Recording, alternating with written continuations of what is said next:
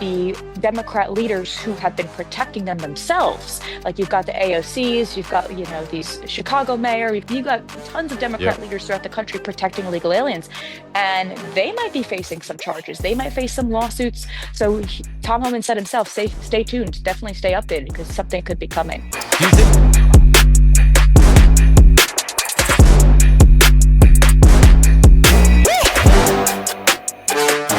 And she's live from the White House North Lawn. Monica Paige, how are you, Monica? Hey, Chris, great to speak with you. It's a beautiful day here. Finally, we had so much rain last week, but now we finally have some sun and a little bit warmer than it was last week for sure. So we're feeling pretty good. Well, that's awesome. And congratulations on having a very successful bachelorette party. It looked like you guys had a blast in Destin. Oh, yeah, that's actually my first time in Destin, and it is great. Honestly, Chris, it is like a different world because everyone down there, no matter who you talk to, love President Trump. They love Turning Point. They love it. It was great. I mean, That's everyone made me feel really special. So that's also really exciting too, but it was beautiful. It was that's a that's great little getaway. that's Gulf Yeah. of America country down there. That's true. We, Yeah. we we played around the Gulf of America. It was great. I love it. I love it. Well, I mean, you've had a lot to get back to this week. Hmm. It's been a wild week so far. We're not even finished yet. You got a lot happening today at the White House, but I want to start with what happened yesterday at the White House. Hmm. You were in the press briefing room when Patty Hmm. Marin was there, revealing details about the case of her daughter Rachel Marin that had never been revealed before. And it left a White House press brief room stunned. And I don't think I've ever seen that before. What was the vibe like in the room as Patty Marin was revealing those details?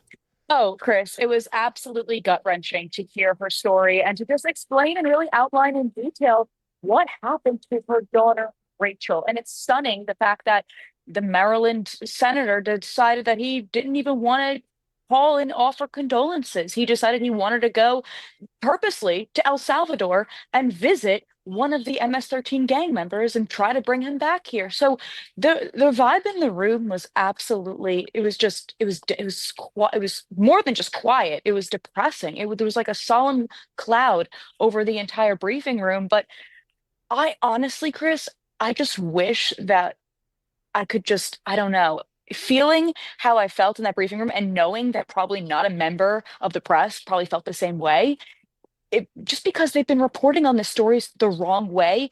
And then at the end, you hear the reporters apologizing to Patty. It's like, okay, that's couldn't even be more fake. I mean, you're apologizing to this woman. Meanwhile, you've been reporting on trying to bring back this gang member. It doesn't make any sense to me. Save your apologies. You're too little, too late. Yeah. This woman lost her daughter and these kids lost their mother. So to just sit there and be like, we're so sorry, save it. Honestly, like these people voted for what happened Yeah. to Rachel. And it's hypocritical.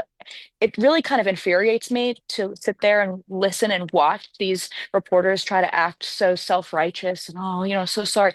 It's so fake. It's so fake and it's infuriatingly fake. Yeah, and you kind of stole my next question because I was wondering, do any of these leftist reporters have a come to Jesus moment after that impassioned speech from Patty?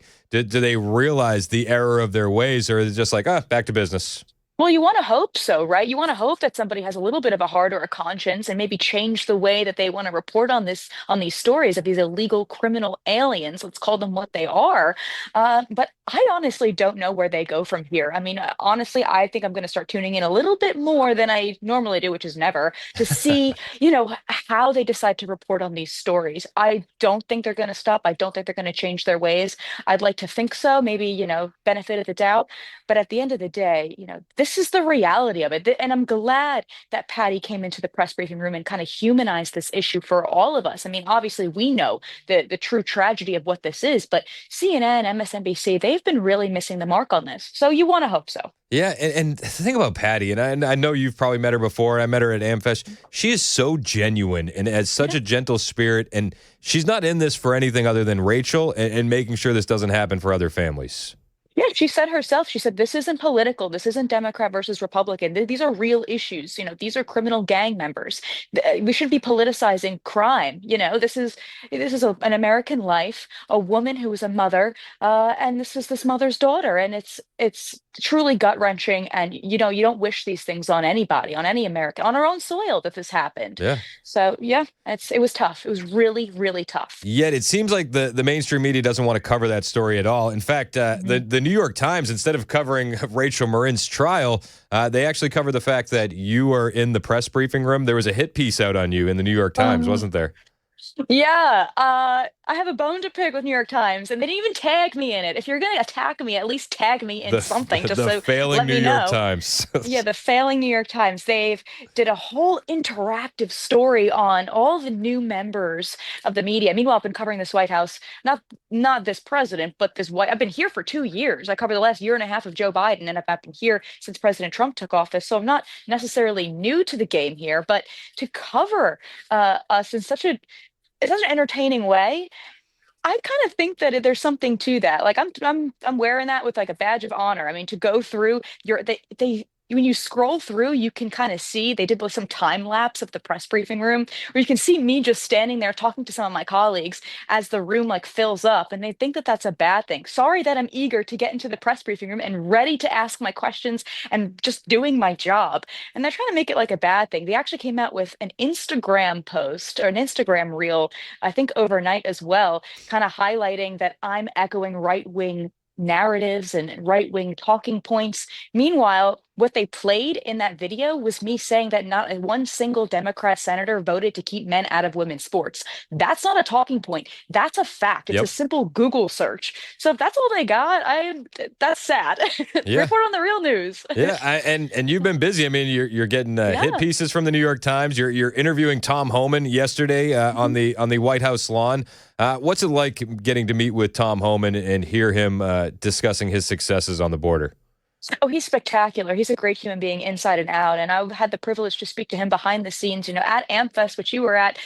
He's fantastic.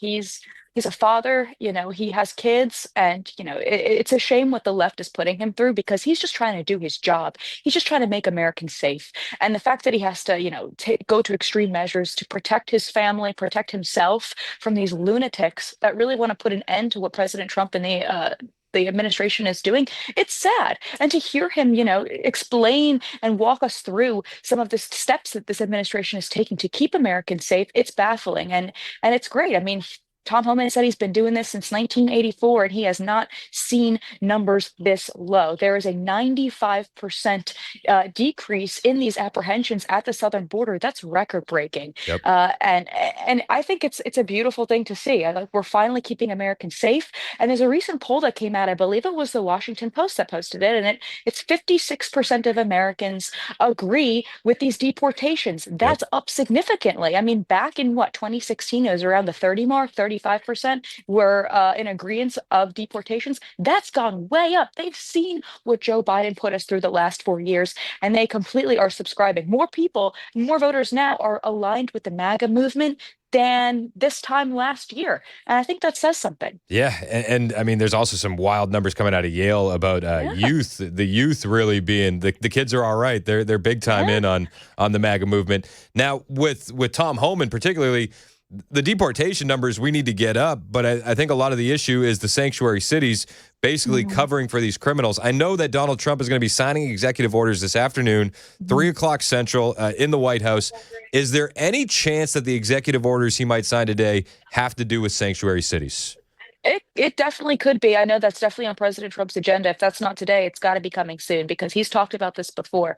There's about 600 sanctuary jurisdictions throughout the entire country. I mean, obviously we know the big ones, New York, LA, Chicago, but Yep. there are little pockets in these states, in these little small towns where, they have been protected, and President Trump, as we know, has already signed an executive order banning illegal aliens from obtaining Social Security, which is another huge step. Yep. So this would be just another step to really crack down on illegal immigration, really crack down on these spots, these hot spots that have been going under the radar for the last 4 years and then some.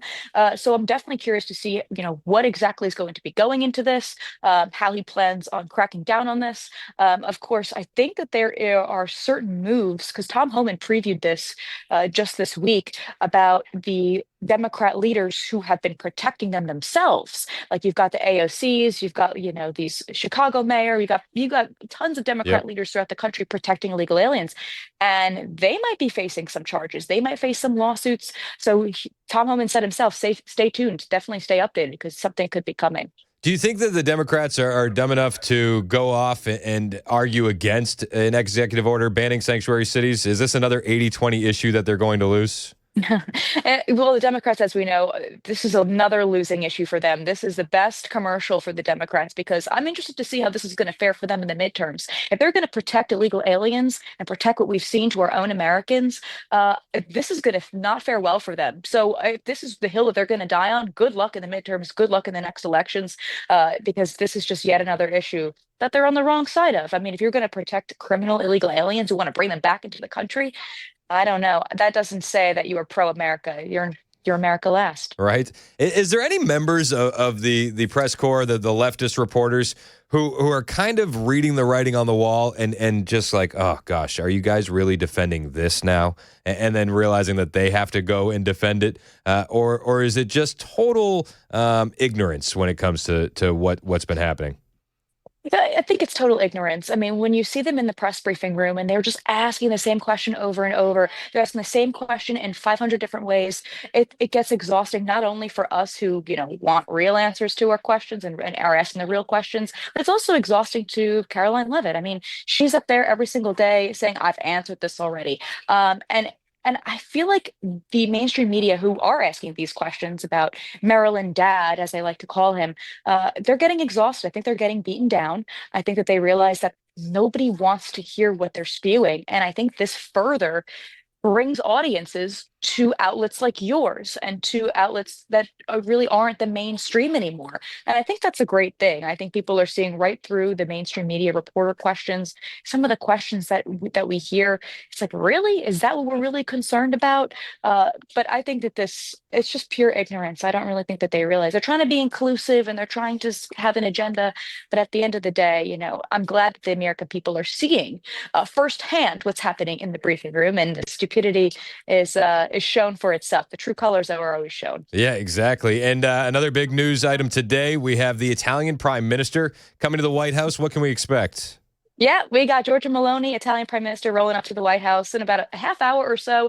She's expected to meet with President Trump to discuss trade, specifically tariffs, of course, likely immigration as well. I know that Meloni is coming here on behalf of the European Union to kind of negotiate some of these tariffs. So we'll definitely see what comes out of there. I know she is a big fan of President Trump, so it'll be a friendly face in the White House.